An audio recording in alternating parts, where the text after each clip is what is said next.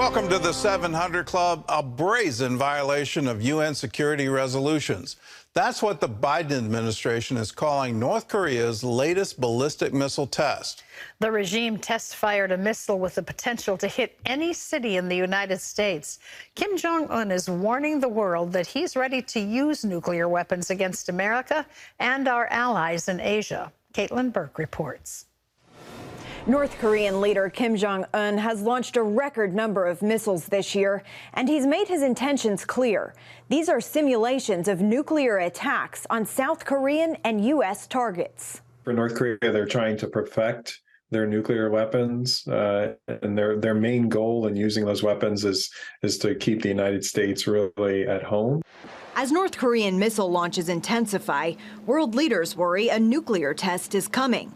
It would be the first since 2017. This conduct by North Korea most recently is a brazen violation of multiple UN security resolutions. It destabilizes security in the region and unnecessarily raises tensions.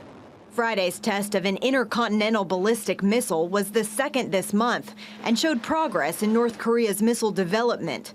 Japan's defense minister calling it one of the most powerful yet, capable of reaching any city in the U.S. ICBMs are designed to carry a nuclear weapon. They have a very robust ballistic missile program, but then there is the last element of that, which is, can they put a nuclear weapon on a delivery vehicle? North Korea has been clear about recent changes to their nuclear policy. According to a new law, Pyongyang claims their weapons are no longer meant to deter, but can be used preemptively for operational missions to repulse hostile forces in response to aggression and attack, and to achieve victory in battle if deterrence fails. They can be justified in using nuclear weapons if they've come under a nuclear or non-nuclear attack, or if such an attack is even on the horizon. It was very aggressive. North Korea is the one that is making threats. They like to talk about the United States and South Korea and Japan, conducting exercises that are really defensive in nature. When you look at the four countries, there's only really one country that's making nuclear threats, and it's North Korea. In response to Pyongyang's latest tests, the U.S. and South Korea conducted drills simulating aerial strikes on North Korean mobile missile launchers. U.S. officials also reiterating a commitment to our allies and warning Kim Jong-un that the use of a nuclear weapon would lead to a swift end of his regime. I reaffirm our ironclad commitment to our Indo-Pacific alliances. Together, the countries represented here will continue to urge North Korea to commit to serious and sustained diplomacy. Experts like Ruggiero say it's important to stop North Korea before they're recognized as a nuclear state. He believes that can be done through a three-pronged pressure campaign involving the military, economic, and diplomatic pressure. While he believes the Pentagon is doing its part, he says the other two elements are seriously lacking. Caitlin Burke, CBN News, Washington. Well, this is all internal propaganda for North Korea. They want to pretend that somehow or other America is a threat to them, South Korea is a threat to them, Tokyo Japan is a threat to them, so that they can remain in power. This is part of their propaganda machine, and they've been doing it now for decades. What will ever get them to stand down, to say, no, it would be better to cooperate with the nations around us. It would be better to have free trade and open borders and freedom of conscience, freedom of speech, freedom of assembly, all the things that the Western nations enjoy so much. But you saw it in the faces of the generals. I mean, it just doesn't get any more sycophantic than that they're cheering him on as he's looking at this missile launch as if it's some great victory for the North Korean people. It's not. You're condemning them to just continual slavery, all their budgets going into their military, and nothing is being done to help the people. So let's pray for North Korea. Let's pray that they could be released from this horror. In other news, after the lackluster midterm results, GOP hopefuls for president are now lining up to break with Donald Trump. Ephraim Graham has that story and more from the CBN newsroom. Ephraim? Gordon, less than a week after Trump announced his bid for president, other potential Republican candidates sought to woo the party faithful. Many painted a target on the back of the former president. As Dale Hurd reports, the list included several former members of his administration. The campaign season kicked off with the biggest names in the Republican Party. And if there was a recurring theme in many of the speeches, it was no more Donald Trump. No fewer than 10 White House prospects stepped onto the stage to pitch their plans to fix the nation and their party. And they blamed the disappointing midterm results on Trump. The fact of the matter is, the reason we're losing is because Donald Trump has put himself before everybody else. We just lived through a disheartening election. It should be a wake-up call for all of us. Personality and celebrity just aren't going to get it done. We can see that. Let's stop supporting crazy, unelectable candidates in our primaries and start getting behind winners. We as Republicans and our elected leaders must do more than criticize and complain. Having announced his candidacy last week, Donald Trump's team believes the many GOP candidates could recreate the 2016 primary race, when a crowded Republican field splintered the vote and Trump became the party's presidential nominee. The former president chose not to attend and addressed the crowd virtually. But we've always known that 2022 was not the end, only the beginning of the battle to save our country.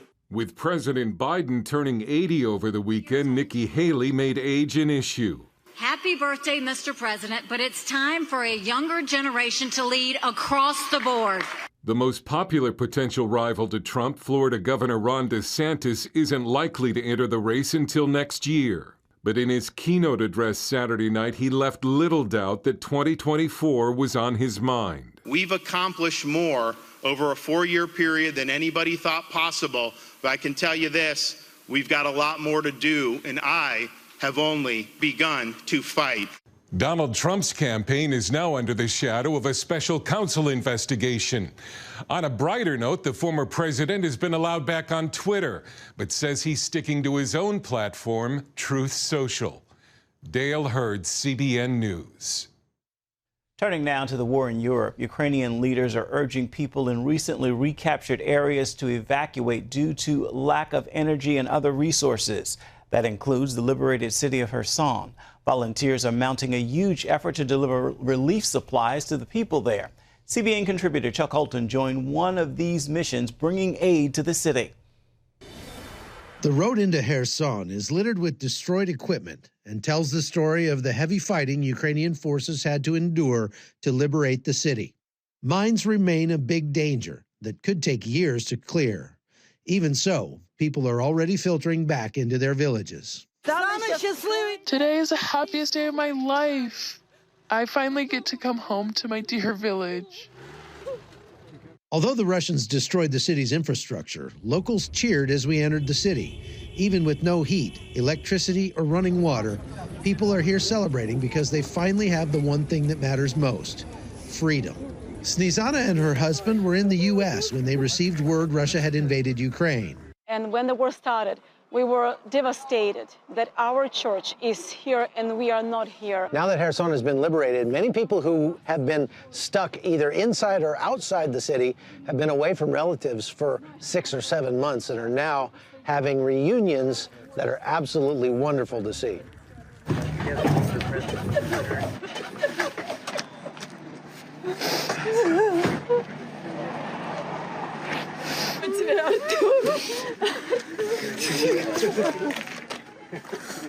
And if you say that you are for Ukraine, they would just kill you right there on the spot. They could just come without even asking, take away your car and leave, just like that. These church members worked to help each other despite the dangers. It was scary. When I would drive, they could just stop you and either kill you. If they don't like something, they could just kill. And there were a lot of cases like that. How did you maintain hope? Lord helped us. Only Him. His hand was upon us, only with God, because it was impossible psychologically to withstand all this without God, because it's so much pressure. He's merciful. He's a good God. He was with us where we were. He was with us. We saw so many miracles. How did it feel to see your friend? Как вы чувствуете себя видеть ваших друзей опять?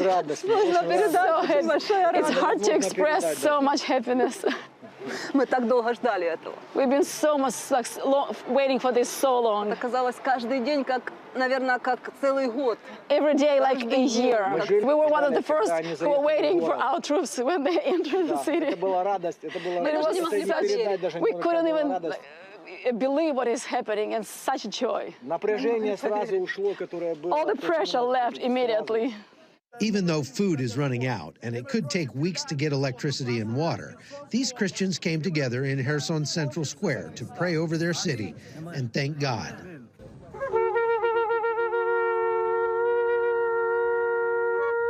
I can't even express what I'm feeling. It's a happiness, and for me, it's a mountain that was impossible to be moved, but it was moved only by God. Chuck Holton, CBN News, Kherson City, Ukraine. So good to see answered prayer and those touching reunions. Gordon? And blowing shofars, may God arise and his enemies be scattered. That was the cry of ancient Israel. It may be the cry today in Ukraine. One of the after effects of this horrible war is the Ukrainian national identity is now cemented for all time. There is no hope that Russia will ever try to be some kind of greater Russia and absorb Ukraine into its territory. That apparently now is gone forever. The Russian people have bought into the propaganda, and the propaganda is there were Nazis in Ukraine, and that the Nazis were going to attack Russia again and redo what happened in World War II. What happened in World War II to Russia was absolutely horrific, and you read that history and you just weep for the Russian people. To raise that as some kind of excuse or justification for this invasion is absolutely incredible to me. I hope the Russian people wake up and realize they have been lied to, that that's not the truth here. And may they lay down their arms, and let's pray that this war would stop and stop soon.